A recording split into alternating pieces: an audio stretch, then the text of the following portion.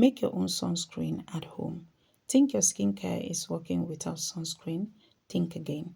80% of aging is caused by sun damage, which makes it very important to include sunscreen in your everyday skincare routine to combat UVA and UVB rays. At the end of this video, I will show you how to use sunscreen. Welcome to Rachel Etta TV. My name is Rachel. Over here we glow and grow. I'm measuring the entire water that I need for the formulation. After measuring it, I set that aside and brought in another beaker, and in that beaker I am putting in some niacinamide. Now from the water that I already measured and kept aside is where I am pouring in some of that water into the beaker that I put in the niacinamide. Now with a stirring rod, I am stirring it to help speed up the dissolving process. Niacinamide enhances skin lipid barrier, ease inflammation, and minimize pores. It is not fully dissolved right now, but I can work with that. I proceeded to measure some hyaluronic acid, which boosts collagen, retain moisture, it is anti-aging, it improves skin texture. Hyaluronic acid is one of the best ingredients ever, but we're not talking about hyaluronic acid today. Today is about sunscreen. Now I put in some DL-panthenol, which reinforces the skin barrier. It attracts and retains moisture. It suits the skin.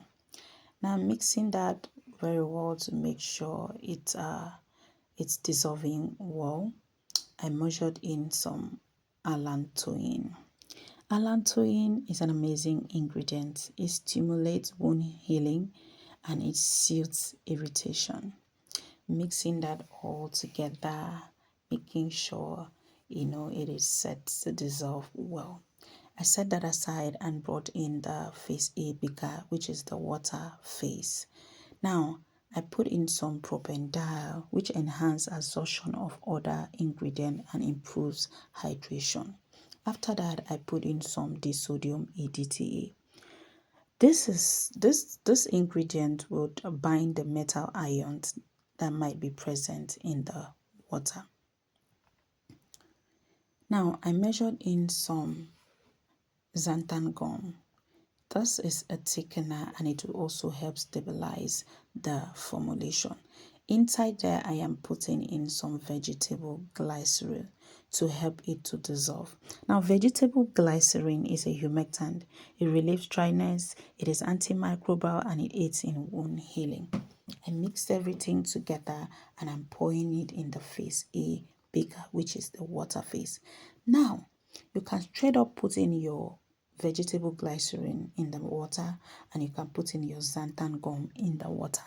But for me personally, this is what I like to do because it will help the xanthan gum to dissolve better.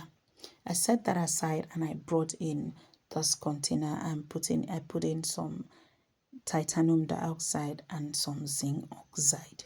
And also I put in some propylene glycol. Titanium dioxide and zinc oxide are our star ingredient today. Yes, because titanium dioxide together with zinc oxide is what will protect your skin from UVA and UVB rays. Propylene glycol helps to dissolve the titanium dioxide and zinc oxide. It is also a humectant. It also helps the penetration of other ingredients. I mix all of them together with propylene glycol and then pour that in the water phase. Honestly, when you're done with this, you're going to be proud of yourself because you have yourself a store-bought look-alike sunscreen that works. Now, I brought in another beaker, which is the phase B beaker, and in that beaker, I poured in some emulsifying wax NF, which is our binding agent, and also cetyl alcohol, stearic acid, and glycerostearic. And this ingredient is kind of hard for me to pronounce. C12 minus 15 alkyl benzoate. I did it. It is an emollient. If you don't have this, it is optional, honestly. If you don't have it, you can use squalane, you can use any other oil. Now I put in some dimethicone, which is a silicone, and I put in some mineral oil will soften the skin. Now I poured in some beeswax, which is an amazing ingredient when you're formulating sunscreen because it is waterproof. Now I put that in a water bath and I brought it back at 80 degrees Celsius. Now, with a wooden spatula, I am kind of, mixing the water phase a little bit too because of the product that might have settled at the bottom of the beaker. Now, I poured the water phase into the oil phase. Please and please, the water has to go into the oil phase, okay? Yes, thank you. And then I brought in the hand blender or emulsion blender and I am mixing that. Please be careful when you do this, because of air bubbles. Don't call for air bubbles. Air bubbles are your enemy. I mixed that for about 30 seconds and I brought back the spatula and kind of mixing it to see how the formulation is coming along. Now, we were talking about air bubbles. Air bubbles are your enemy. They are my enemy. They might not be your enemy, but they are my enemy and they should be your enemy too. Yes. So I brought back the emulsion blender and I'm going to mix for another 10 seconds, which I just finished mixing. Yes, we are not done talking about the air bubbles. So why? Because see why you don't want air bubbles in your formulation. When you're done with your formulating and you put in your preservative and there's air bubbles in your formulation, that is where bacteria will go and stay. Now, I poured in the cool down phase, that's the phase C that we had dissolved and kept earlier. Now, I poured that in at 55 degrees Celsius and I mix in again for about another 5 or 10 seconds. I discovered that the formulation is homogenizing quickly and I decided I will not use the blender again because I don't want air bubbles. Now I'm going to be using that spatula that you're seeing. That is just what I will be using. No more blender because I don't want the air bubbles, which is an enemy of everybody. So the bacteria will go, I was telling you and I didn't finish. The bacteria will go to that place that has that air and hide because it is air. And then you will go and try to use your product and it has bacteria with unknown to you and you will have skin irritation. That is why you don't want air bubbles. Now I brought in two ingredients which are amazing. One of the ingredients, they are both star ingredients, but on this formulation today, the carrot seed oil, which is the one that I have not poured in the beaker, this one that I am pouring now, carrot seed oil, is a secret I am teaching you guys. Carrot seed oil on its own has SPF of 36 to 40. Can you see that? So it is very important for sunscreen.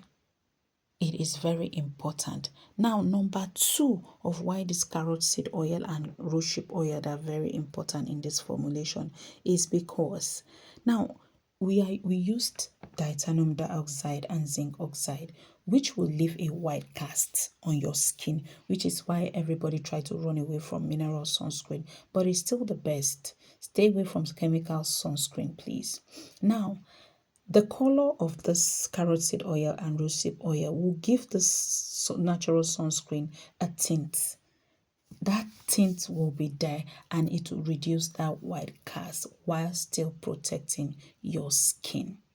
Now, I put in some phenoxyethanol, liquid Jama Plus, and tocopherol. Phenoxyethanol inhibits the growth of mold. Tocopherol is an antioxidant that fights free radicals and wrinkles. It is vitamin E. Now, liquid Jama Plus is a broad spectrum preservative. Now it is time to test the pH to see if it is okay to use on the skin. Now I brought in a pH strip. You can use a pH meter like I always say, but I'm used to this. I know what it is. So testing the pH, I discovered that the pH is 7.5, which is not bad for sunscreen because your sunscreen is supposed to be alkaline. But I want to reduce it a little bit to the skin, a little bit close to the skin. So I'm putting in some buffer solution. Stay on this channel and I will teach you in another video how to make your buffer solution in the comfort of your home. Now, this buffer solution is going to take down the pH a little bit. I want it to just come down a little bit to be a bit closer to the skin pH. Now I'm going to do that whole process that I did before and then test the pH. I discovered it was too much product. No, I reduced it. Yes. So now I'm testing it again to see if it is okay for use. Now look at that. It reduced to 6.5, which is perfect for a sunscreen. Now this is how to use sunscreen.